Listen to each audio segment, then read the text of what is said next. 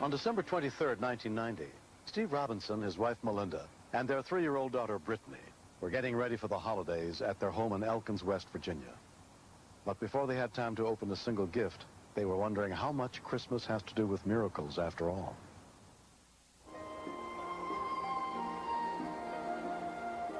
It had been snowing on and off all day, and the temperature that night was expected to drop well below freezing.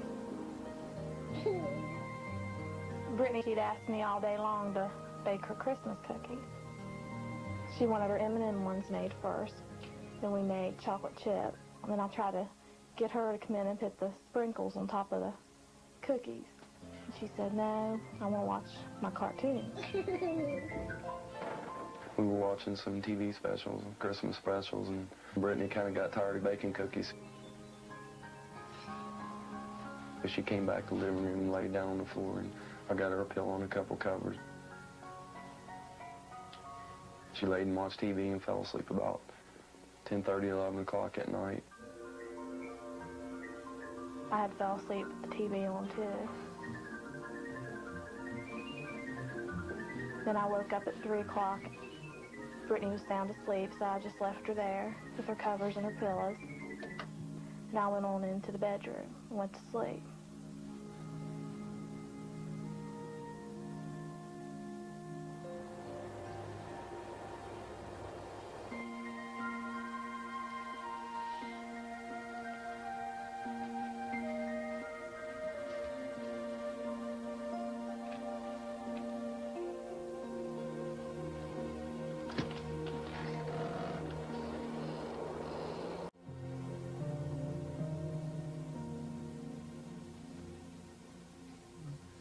Steve, honey, it's 9:30. Has Brittany been in here?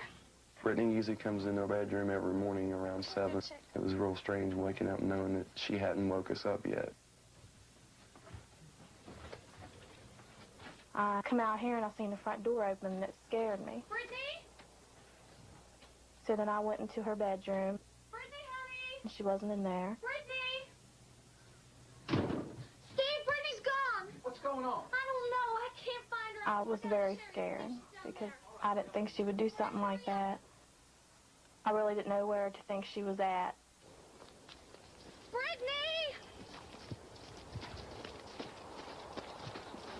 Brittany! I thought she might have went to one of the neighbors' house, or Auntie Paul and Sherry's house to play with their little girl Megan, because we take her up there all the time to play. Oh, have you seen Brittany? No. And they said they hadn't seen her. I can't find her anywhere. Brittany? Brittany! At that point, I thought someone had kidnapped her. I was very panicked. Brittany! We had gotten 2 trailers past ours, and that's when I looked over, and I seen her laying there. I really went blank at first. All I can remember doing is just seeing her and grabbing her.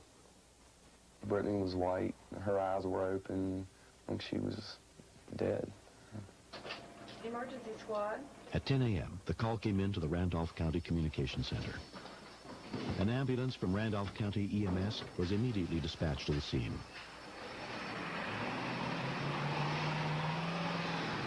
Here. I didn't think there was any hope when I seen her laying there. At that point, I had to go back in the bedroom. I just couldn't stand there and look at her because I thought she was dead. Come on, honey, breathe for me. Neighbor Paul Owens began doing CPR on 3-year-old Brittany. I started feeling for a pulse. I couldn't find the pulse. Come on, honey. I tried to hear, see if she was breathing, and she wasn't. Honey. Please, please. Within 5 minutes, paramedic Brenda Daly and her partners arrived on the scene. Breathing. What happened? They found her in the snow. When I picked her up, nothing moved on this child. This child was frozen, literally frozen stiff. Come on, give him some room. Give him some room. Come on. You know, when you take a piece of frozen meat out of the freezer, when I put my mouth on hers, that's exactly what it felt like. There's no pulse. Everything that was going through my mind right then was, please, God, this is a kid. This is Christmas Eve. Don't do this to me. I don't know if I can handle this. Hyperventilator for at least 3 minutes. Still asystole? No pulse, Brenda. I see the vocal cords were in. We placed hot packs in her groin area, in her armpits. And I kept hearing them working on her, and I'd get more upset the more I heard them. And I was just worried, you know, is she going to make it? If she makes it, what's going to be wrong with her? 1, 2, 3, 4, 5.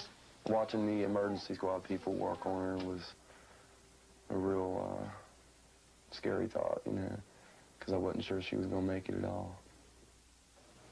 Okay, Doug, what do we got? Brenda called into the Morgantown Medical Command Center, where Dr. John Prescott was on duty. I have a 3-year-old pediatric cardiac arrest. May I speak to a physician?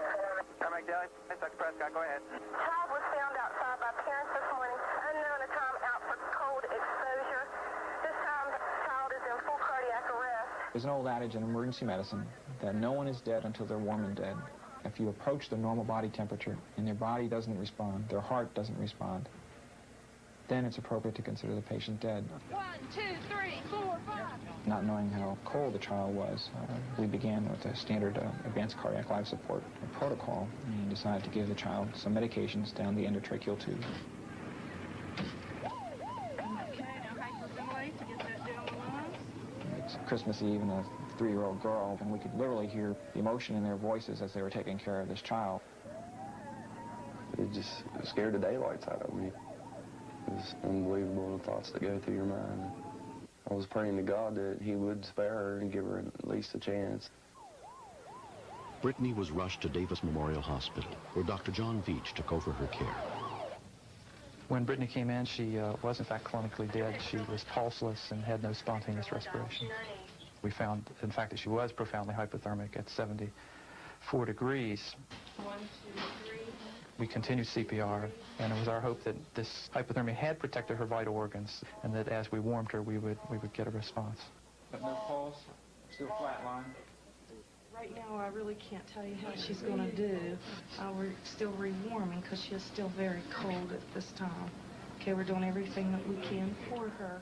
The doctors and the nurses kept coming in like every 25 minutes, telling us still no change, but her temperature was coming up. I was trying to, like, kind of close my eyes. Every time I closed my eyes, I'd see the baby. 1, 2, 3. We're sticking a tube into the stomach and giving warmed fluids to help reheat from the core. 1, 2, 3. 1, 2, 3. When her core body temperature had risen to 80 degrees, we saw some electrical activity on the monitor.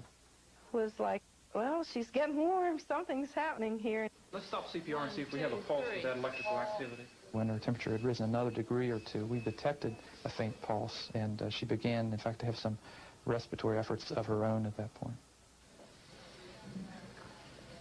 Right before they took her out to the ambulance, they let me see her again. Mommy's here. I was in hysterics when I looked at her. They're trying to tell me what they've done to her, and I wasn't really listening. I was just looking at my baby. I said, would it be all right if Brittany has her doll with her? And they said yes. There's your dolly, Brittany. They had her eyes taped shut, the tubes in her throat. The only thing you could see was her little nose sticking out. Still unconscious, with a weak pulse, Brittany was taken by ambulance to the airport to be flown the 60 miles to Children's Hospital in Pittsburgh. Her parents could not go with her. Going down in the ambulance, she became very restless. Be okay, sweetheart. When you have a patient who is severely hyperthermic, you need to be very careful not to disturb them too much. If they have a slow cardiac rhythm, you could change that very quickly into a bad rhythm. Santa Claus is coming to see you.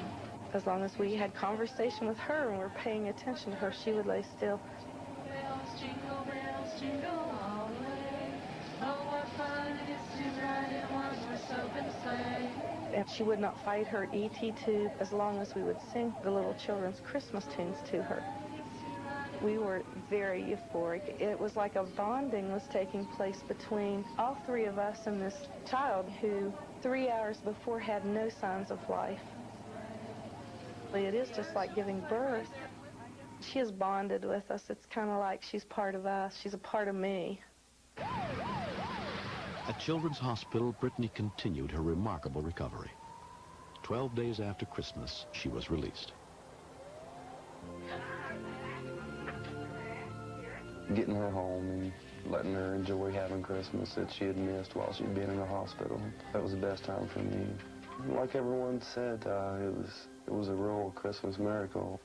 Gotcha. Brittany has had some difficulty with motor function with the muscles in her lower extremities and in her left upper extremity, but that seems to be improving day by day. She's doing quite well in physical therapy, and we all look forward to a full recovery. I still am surprised at the miracles that happen. Every once in a while, a true miracle will happen in an emergency department. And I've learned that you just don't give up hope. He goes with you to parties. She's determined to walk and to get her hands back because of the baby coming. She wants to take care of it. Though she has several months of physical therapy ahead of her, Brittany sustained no permanent injuries. I learned that you don't underestimate your 3-year-old, and that we're going to put special locks on the door to where she can't get out. Everybody did a good job. Paul, the DMH here in Elkins Rescue Squad, I like the way they worked with her, the care they took. This child survived 3 hours of CPR, being down in the cold for God knows how long. I feel that to survive all this and overcome this, she has a purpose. She has a very special purpose.